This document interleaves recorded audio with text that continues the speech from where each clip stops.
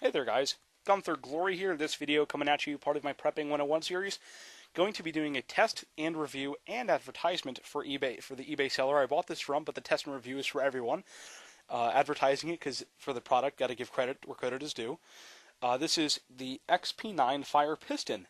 I'm going to also be talking about in this video what I personally do look for in a fire starting device, why I chose this particular one over other ones that were on eBay, and how a fire piston works. And I'm going to be showing you as well. In this, when I bought this, the price was $13.49, or was it 94? I got to check that. $13.94. Let's looking at my iPhone here. Also, he included some chaga, which is pretty good. Now, before I did the video, I did test it out a little bit because this is the first time I've ever bought one, and I'm surprised I never bought one before. This product, the XP9 Fire Piston, is made from aircraft-grade aluminum, handcrafted in the Green Mountains of Vermont. The weight of these are really light, 31 grams, approximately 4 inches long. So to give you an idea, here's a Sharpie. It's a double-ended one, but it's, from the same length. Diameter-wise, approximately the same diameter, if you ask me. Weight-wise, not very heavy, really compact. It can fit this could fit in my ACU Molly wallet, made by Voodoo Tactical, in a pen slot. Pretty much is where I keep my Sharpie as well in there. I have a different one. They are half inches wide, and the process to make it, 23-step process. Now, what's neat about this is that, like other ones I saw, they had wood on them. Some of them I saw were like $30, and I said, no frickin' way. Come on, I could make one for cheaper than that, because I want to see how it works first, and just maybe I'll start making my own, but I'm not sure yet. On this product, let's go over it. On the end cap, I think it's really neat here. On the bottom part, he took a quarter, which I think was pretty ingenious and very, very neat. It's not perfectly on there, but that doesn't matter. It's pretty cool. It's different than the other ones. And he took it, and you can see the eagle on there. I think that's really neat. It's got some grooves in here. It looks like maybe took that with a Dremel just to give it some design. It looks like it was also polished up nice here. Okay, really compact again. This tube is hollow. Then you have what I believe is the piston again. My nomenclature with this is probably a little bit off because first time I've ever had one. This is a solid piece. Okay, the end here where you'll put your tinder is not glued on. This is one solid piece. Okay, then it has the O-ring here, which is pretty cool.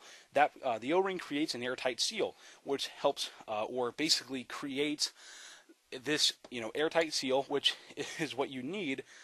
Because the way a fire piston works is through compression. Compression makes heat. I'm not sure if it's the same as friction. It's just, the person who invented the fire piston as well is the same guy who invented the diesel engine, as far as I recall.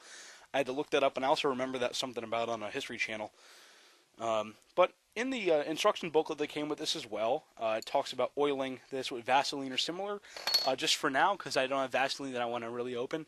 I have a couple jugs I just want to keep sealed. I'm going to use some Hops number 9 spray-on lubricant for my guns that I use for fishing reels as well.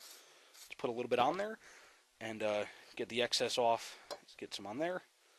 And then get the excess off. Just wipe it very loosely. Let's just get some on the gasket there as well. Okay. Okay, just get that. All right, awesome.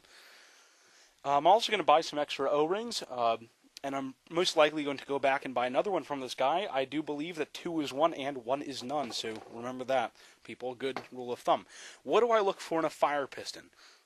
I look for affordability, price. I look for size and weight. This meets my standards, I guess. I look for ease of use, meaning, how many times did it take to get a good ember or good enough spark concentration to start my fire? Concentration of sparks, is it fatiguing? Does it cause my hand to slam into the ground when I have to strike it? Also, when it comes to, it wouldn't apply to this, but a spark output and concentration of sparks. How many sparks are put out by each strike, and how concentrated are the sparks? Are they all over the place, or are they in one concentrated area? Many things I look for. On this thing, I want to see how many times, and again, this is the first time I'm using it on video. I used it about 7 or 8 times prior, and it took on average about 3. I had to get the method down, how I have to use it. And now I'm very confident I can get this tinder ignited in 1 or 2 strokes of it. We'll call it strokes, I guess. So, and also what you can do too is to when you get the tinder going, let's get some of that chaga out. Let's get just a little piece here. Honestly, I don't know if chaga is the same as char cloth. I would appreciate if somebody filled me in there on that in the comments. Okay, let's get a little piece. I'll break this up into 2 pieces here. There we go. Put that over on the side by the Sharpie. Okay, so what I'm going to do is take the piston apart, take one piece, the actual piston part, and I'm going to kind of just stuff that chaga right into that groove there, which works really well. Okay. Now what I'm going to do is put this on the ground as such. I'm going to want the tinder side facing upward. Okay. I'm going to take the oh shit. Here we go. I'm going to take the piston or the other piece. Sorry, where the hole is in it or whatever, the tube. Take it, put it over like this. Get it just on there, just right.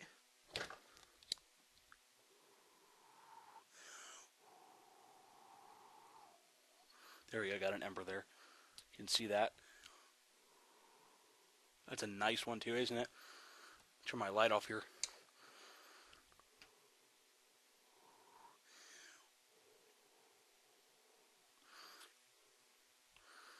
It's a good ember. Nice. And then what you do is you take like the back of your knife, get that going, put that in your pocket or whatnot. I just have a really cheesy knife here. Get that going and easily take the knife, put it in the crevice, and kind of push that out onto where your bird's nest would be there. As you can kind of see it. Okay. You'd blow that and have it not fall on you, but have it get in your bird's nest. I could put this cotton on there, but I don't have my fire extinguisher at the ready.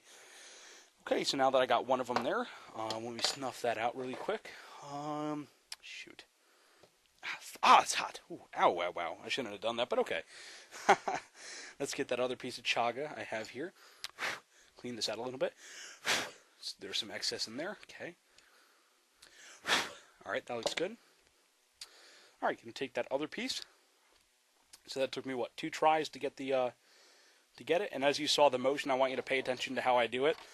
What I'm doing is just using a really swift, but I don't want to say gentle, but not, like Hulk smash. Did that piece fall out? No, it didn't. Okay. Put that in there. All right. There we go. Still in there. There's a lot of excess. Okay. You're going to just put it in there again. Let's see.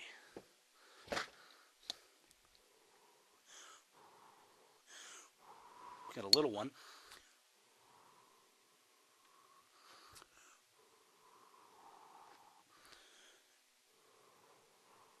There we go. It's really tiny, but I got one. So yeah, it's really not huge, but turn the light off here again. See it glowing there. Okay.